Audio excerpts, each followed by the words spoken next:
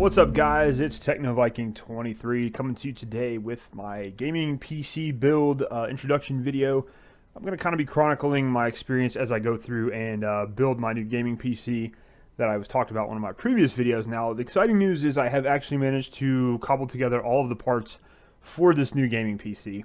I'm going to be showing you those today. I'm going to be listing down below exactly what I'm putting into this PC, and at the end I'll even do a little cost analysis spreadsheet so you guys can see how much this build actually costs. So sorry about the setup. It's just kind of my room here. It's probably the only place I have that I can record.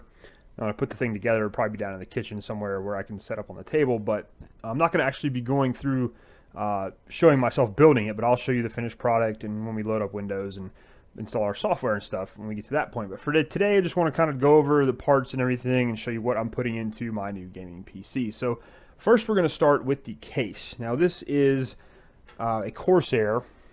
It's a Carbide Spec 02, and I got this, I want to say this was $49.99. It's a pretty big case. It's black. It's got one front fan, and that is a red LED fan.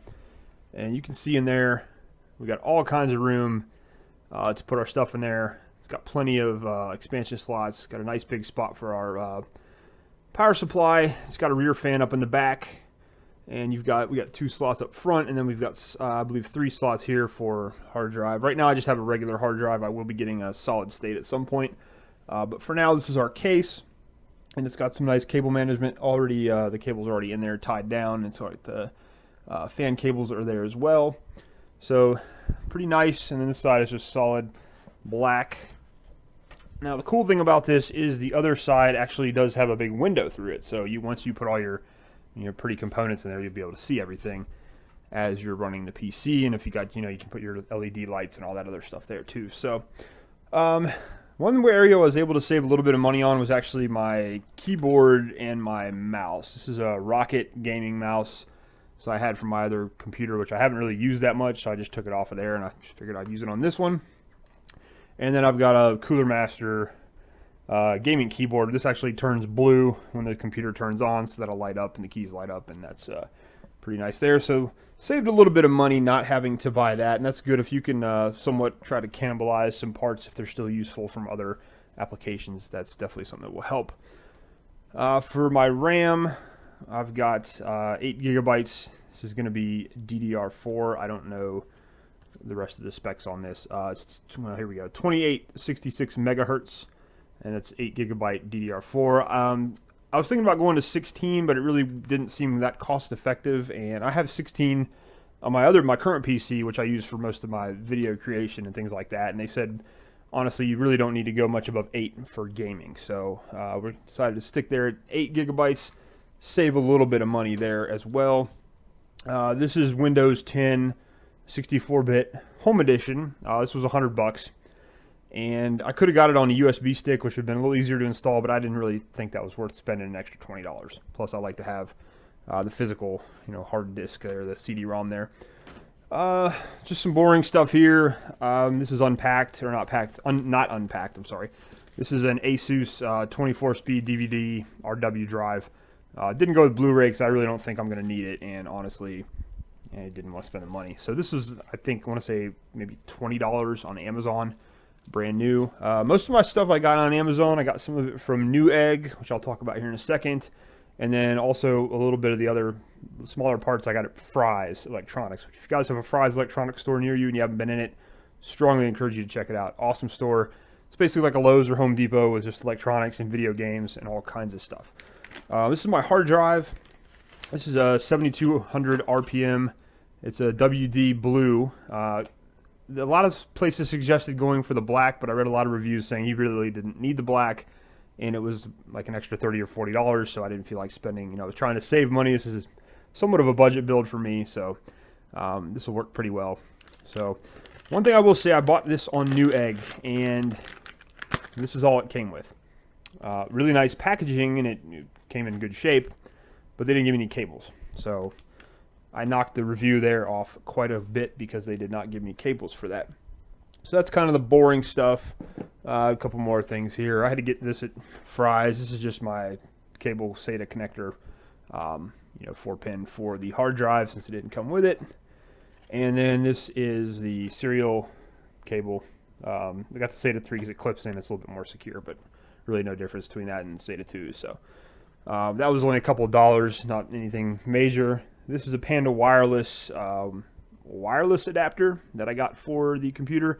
Sadly, I'm upstairs and the router, modem, and all that's downstairs, and I don't really feel like running 100 foot of Ethernet cable, and the people that I live with probably wouldn't appreciate that. So unfortunately for now, we are stuck on wireless. That got the highest reviews on Amazon and Google, and it claims it does work with Windows 10, which will be an adventure because a lot of those wireless adapters and things in general with Windows 10 are having a lot of problems just with the drivers and whatnot. So that's kind of the little stuff there.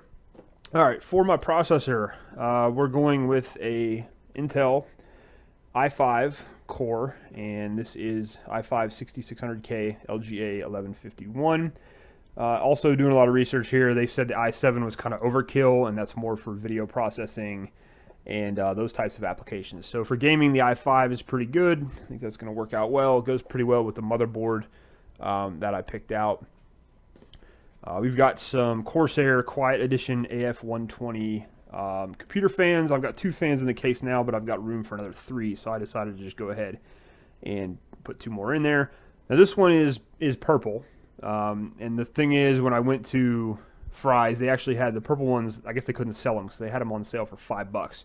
These are normally like $15.99, but I was able to get this one on Amazon for $12.99, the red one, and I got this for $5, so I saved quite a bit of money there on the fans. So not too bad. The purple one, we'll just put it somewhere nobody will notice. You know, who cares? It's just a fan. But that'll keep everything on the inside cool. And also to help with that, we got a Cooler Master Gemini M4. This is a low profile slim fan. And when I was looking at my motherboard and the processor, this was one of the most recommended cooler fans that they suggested for it. So we are going to have fun putting that in. Nice big fan, but along with the other, we're going to have a total of 4 other fans in the case. So this should keep everything pretty cool in terms of our temperature, which is good because we've got this monster right here. This is the GeForce GTX 1060. This is a 3 GB card. This was 200. Let's say I paid $210 for this on Amazon. I was thinking about going with the 6 gig, but that was like another $80. And again, doing the research on it, it didn't seem like it was going to be a huge performance issue. This card should last quite a long time. From what I've talked to people, they're saying this should at least get me through the next 5-6 years, being able to run games on pretty high settings. And this is an ASUS. You can see there it's got the double fan design. And the reason I went with ASUS, I was looking at a different card, but I have an ASUS GTX 950 in my current PC right now, and I absolutely love it. Very easy to manage. Haven't had any issues with it whatsoever, so I decided to just go ahead and stick with ASUS for the graphics card. So that's that there. And we got our power supply. And I went ahead and went with a 600 watt. You get the reflection off the packaging there, but there you go. All right, so this is a Thermaltake TR2 power supply, and it's a 600 watt. Probably could have gone with like a 550, but I wanted to make sure I had enough to run that graphics card and everything. And this is one area you don't want to skimp on when you are building your PC, because you want to make sure you got plenty of power to go to everything. Now, going to a 700 might have been a little overkill, and what I read is 600, 650 is usually right in the sweet spot. And this is the last piece I've got here. We've got the motherboard. This is the MSI Z170A Pro. And kind of take a look at the back of the box there. And I actually decided to go with this motherboard reading. I got a lot of these parts off of a budget build page I was reading, which I'll link below. And I kind of tweaked certain parts of it. But it's pretty good. Runs with the Intel chipset, Intel Core. So we're going to match that up with our i5. And we should be able to put together a pretty amazing machine, I'm hoping. So that's pretty much it for what I'm going to be putting into the computer. I've got everything, now I just got to build it, which will probably take me a while.